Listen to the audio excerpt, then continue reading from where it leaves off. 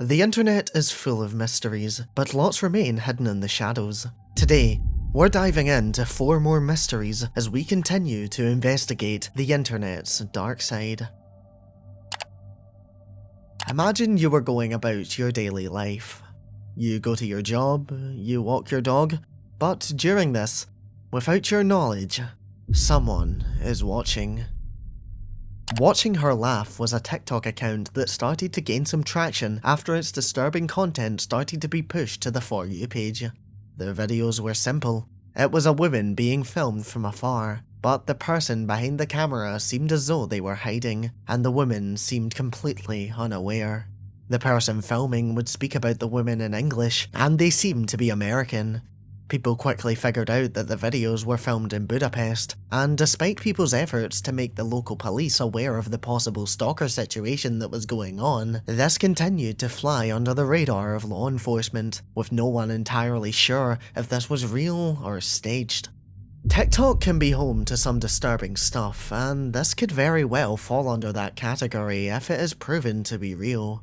Sadly, we can't view and dissect all of the videos because the account has now been suspended, but this is the only remaining footage that I can find. The video shows a man filming the woman walking her dog. He peeks the camera over a wall while she is walking in his general direction, tucking behind the wall as she passes in order to not be spotted. The dog seems suspicious that the pair are being watched, stopping and looking back on multiple occasions. But the woman keeps walking, and the stalker goes undetected. In another video, he seems to be tailing the same woman on the street. He follows her at a distance, and again, she's seemingly completely unaware of his presence. Although we can't view the videos in full, we can see the titles of 2 of them, as they still show up on Google. The one where she is walking her dog is titled My Cutie Pie, with the second having the disturbing title of Found Out Where She Lives. Considering everything, this seems like a stalker situation, but it all boils down to the question of whether this is some sort of art project / ARG, or if it is really sinister. This wouldn't be the first time that something like this has shown up in TikTok. In a recent video, fellow creator Lazy Masquerade covered an account on the platform where a man would upload himself filming unsuspecting women through their windows, sometimes when they were asleep, and always unaware of what he was doing. Lazy chose not to reveal the name of the account holder because he believed that it was simply a mentally unwell person, and I'm inclined to agree on that one, but in the case of watching her sleep, I think it could be something more sinister. And it turns out my suspicions were correct. The woman who was the victim of the man recording the videos was made aware of the situation, and she, of course, recognized herself and came to the dark realization that she had been being watched. This is a video that she posted to TikTok. I've been peeping at her.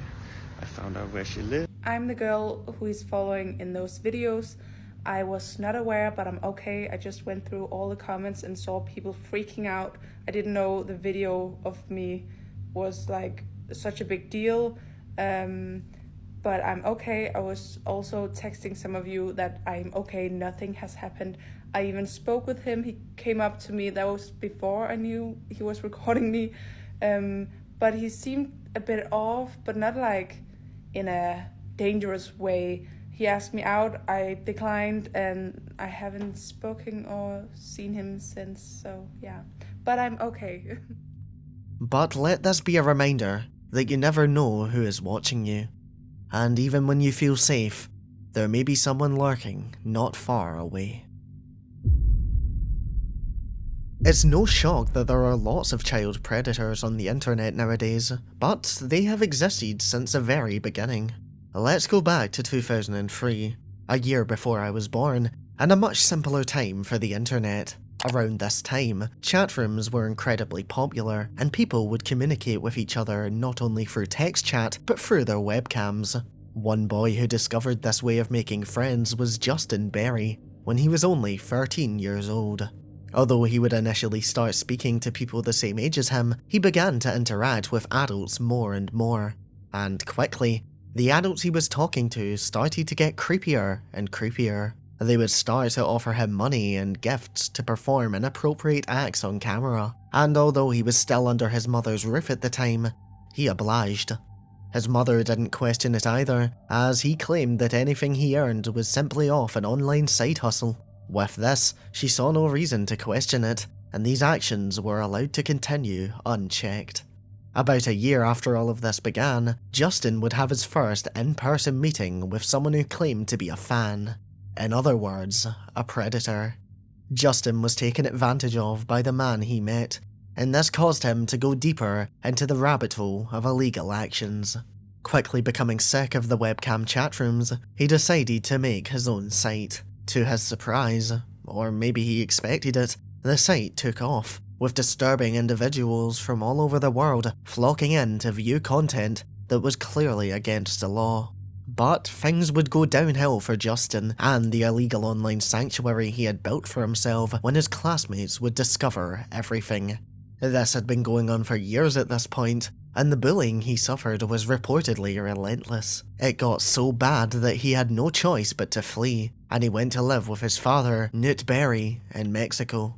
This story doesn't end here though, because his actions certainly didn't. Rather than take this as a warning and attempt to make up for what he had been doing, Justin instead decided to be honest with his dad. He told him about the website, and rather than have a reaction that you could expect from any normal parent, Knut decided to help contribute to the site. And he did just that by seeking out ladies of the night for Justin to engage in actions with. But things didn't stop there either, as the teenager would soon take it one step further than he had ever done before. He allegedly started to recruit other minors into his dark scheme. Some people have claimed that he forced them to engage in these actions, however that is unconfirmed. It is also alleged that he began using blackmail tactics to force other illegal workers out of the business, leaving his site as the only place people could go to get their disturbing fix. Around this point, he claims to have been making thousands of dollars every month. But as he continued to grow up, he realised that this was not what he wanted. After some incidents involving another man who took advantage of him, he made the decision to leave the dark side. He began to speak to an American journalist who was working on an investigative piece about this subject, and the writer convinced Justin to share details, exposing the whole plot of how things like this can go on without attracting the wrong kind of attention. The article was eventually published and was the domino effect of regulations being created concerning internet crime. It also helped to raise awareness of the predators that were lurking on the internet. Years continued to fly by, and Justin was a media sensation at such a young age. He was interviewed by influential TV stars such as Dr. Phil, and was even given immunity by the FBI if he would cooperate with them, which he did. This led to him testifying in front of the Senate, playing a huge part in ending the empire that he had been so key in building. So surely Justin must be living a comfortable life now, right? Not exactly. After 2012, he mostly left the public eye, but his status was still confirmed as being alive. In 2018 though, he went to Mexico, to an area apparently known for a range of illegal activities, and was never seen again. Justin has been MIA for 6 years. There is little to no mention of his disappearance on the internet, with just a brief note at the end of his Wikipedia page and a couple of Reddit posts going over the mystery. 1 month after he went missing, one of his friends had allegedly posted to a Facebook group saying that he had been killed and that the police had nothing to go on. It's unknown if this is true or not, but with all things considered, and the fact that snitching is signing your own death notice in the criminal underworld, we can probably assume that Justin Berry is in fact deceased. Officially though, the mystery does remain unsolved, and whether he's alive or not is a question that will probably never be answered. But what do you think? Is Justin still alive somewhere out there? Or did he meet his end at the hands of an enemy on that fateful day in 2018?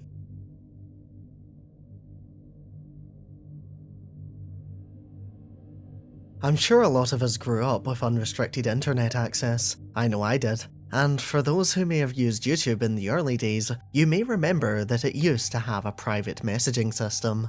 This was removed for what I can imagine are obvious reasons, but one Redditor recalls something that happened when she was between the ages of 10 and 14. She posted vlogs to YouTube for about 4 years and had one subscriber who would go above and beyond to speak to her. Her post says, "During that time, there was a subscriber who would always comment on my videos and send me private messages suggesting what kind of videos I should post. And considering her age, and the fact the man seemed to be an adult, this is incredibly disturbing to think about." This is a subscriber. The Cool Girl channel. His description reads, "Hello femme fatales, welcome to the Cool Girl channel. I usually run videos of friends. If you have current videos, then they will be on my channel. Sometimes I go outside of the criteria. Still, it's cool for all the cool females, you dig? So enjoy, lovely ladies and lovely little ladies. This is your channel. Attention, if I comment on a video, feel blessed. You have caught the eye of one of the best. Not a title taken lightly. And to the younger girls, don't get too much of an ego on the tube. I have young girls in the family that will put you to shame." Clearly a bit odd, but what are his reasons for doing this? Good question, because I've scanned through his videos and I can't seem to find any answer. I think there used to be a lot more videos on his channel of women, but they have since been removed, as all that remains is content featuring him. This makes sense as a few years ago, YouTube removed a lot of the old webcam-esque videos featuring young children. So, by the sounds of it, those were what populated his channel at one point, and it makes sense that they are now nowhere to be seen. In one video that does remain though, a Q&A, he says that he features a lot of younger girls because they upload the most, and the videos pop up on his feed. He says that older girls have jobs to go to, like he does, and that they don't have the time to post videos that he could then feature. While there's not anything incriminating on the channel, it's certainly disturbing, especially considering that OP can vouch that he has actively privately messaged young girls in the past. And one of the creepiest aspects of this is the amount of time that it has been going on. His channel was posting videos for about a decade before abruptly stopping in 2020. But that doesn't mean he's gone away. If we take a look at his playlists, we can see that he has 4 public ones. But the most disturbing part? The line under the title that says they've been updated as recently as today. He is still building a collection of girls on his YouTube channel, and he continues to give no explanation as to why this creepy behaviour is going on. A scroll through the playlist will show that he has favorited videos of girls who look very young. A lot of them are very obscure as well, with some having as little as 20 views at the time of writing. Funnily enough, even though he says he likes to feature older girls as much as younger ones on the channel, his playlists seem to be in the order of how much he likes each video. And the most favourite playlist is filled almost exclusively with girls who appear to be young teenagers. And he is subscribed to so many as well. If we scroll through his public subscriptions, there is page after page of subscriptions. Again, some of the girls have almost no subscribers, which means that he is actively searching them out, or has tailored his algorithm to recommend him young girls. I'm not sure which option there is more disturbing. Some people have written this off as not being a proper mystery because it's just a creep, but to OP, this is. She adds, "It's something that had been bothering me for a long time, and did feel mysterious to me, since I encountered it when I wasn't sure what I was seeing." And she's right, because what may not be a mystery to one person can be the darkest rabbit hole to another. So, do you think that this is just a general creepy guy? Or is there maybe something more disturbing going on under the surface? What if I told you that a website seems normal, but hides something dark beneath the surface? There is no shortage of strange websites on the internet, and I've even covered some of them before, such as 4.com. One that caught the attention of some Reddit users last month is Kashpureff.org, a site that may be darker than it seems, especially if you know the story behind the man who created it. So, let me take you back and tell you the story of Eugene Kashpureff. Eugene grew up in a time when the internet was simply getting started. He quickly became knowledgeable of it though, and how it worked, and was particularly displeased with how companies were starting to gain control over domain registration. He believed that this should be decentralized, so he came up with a plan to counter the people who were trying to steal the power. He created an alternative service, and quickly gained attention when he redirected traffic from domains registered through a company called Network Solutions to his own servers. He had hijacked them, but little did he know the consequences that this would have. Though he managed to get people talking, there was suddenly a discussion over how right it was for the government and private entities to have full control over internet domains. But although he saw this as a simple case of repossession, the company he had taken customers from saw it as disruption. Network Solutions would take legal action against Eugene, claiming that his actions were illegal. This led to him being investigated by the FBI, and they discovered that this was actually an in-depth plan that he had named Operation DNS Storm. This was enough for them, and they quickly put out a warrant for his arrest. But there was one problem. He had already fled. He claims he had no knowledge that there was any sort of problem, and he was already enjoying his life in Canada at this point. But soon enough, the police caught up to him. Eugene was arrested in Canada, extradited to New York, and by 1998, he had pled guilty to the charges brought against him. Now, this story is all well and good, but you're probably wondering what relevance this has to his old website. Well, before I explain, let me give you an overview of the site. Since 1995, Eugene has documented his family life, and even claims that the birth of his son was the first webcast of a birth to ever exist on the internet. We can view photo albums that date all the way from 1998 to 2021, showing just how extensive this documentation is. This is a look into the life of a hacker, but there may be a darker side. Eugene has a son, and although the life he is portraying on the internet seems perfect, his son claims otherwise. In his words, "My father came home one day to find that the camera was broken, so in typical drunken anger, he beat all 4 of us brothers because we would not admit which of us had done it. He would force us to pose for these photos so he could present an image of a perfect life online to his mother, while struggling for his own sexuality and a string of drug-fueled benders throughout my childhood, committing record-setting cyber fraud and generally lying at every opportunity." Now, this is unconfirmed, and I'm not looking to spread any allegations, but this mystery has been picking up some steam, so I wanted to take a look so we can hopefully come to some sort of conclusion.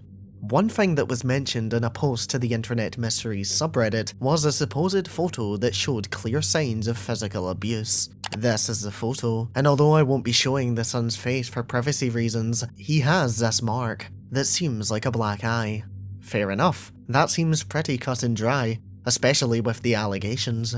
But if we look at a photo taken years earlier, when he was still a child, we can see that he has the exact same mark. It appears to be nothing but a birthmark, as in several pictures on the site, we can see it as a consistent factor. As for the other allegations that OP made, specifically those of sexual abuse, they are also unconfirmed. User DerpNIWA, name on screen right now because I definitely butchered that, did a deep dive into the photographs on the site, and says that there is absolutely no proof of abuse in any of the images. I've also taken a look and agree with his sentiment. There are pictures of the family hanging out at parties and such, but nothing to suggest any wrongdoing. Now, don't get me wrong, I'm not saying that the son is lying. If something did happen to him when he was younger, his feelings are very valid, and this site could have very well been Eugene's way to cover up what was going on behind closed doors. I'm just pointing out for those interested that this site alone doesn't contain anything directly incriminating. So that's my conclusion for now, but let me know yours in the comments section below. That was 4 obscure and disturbing internet mysteries, and if you liked this video, then I think you'll like the one on screen.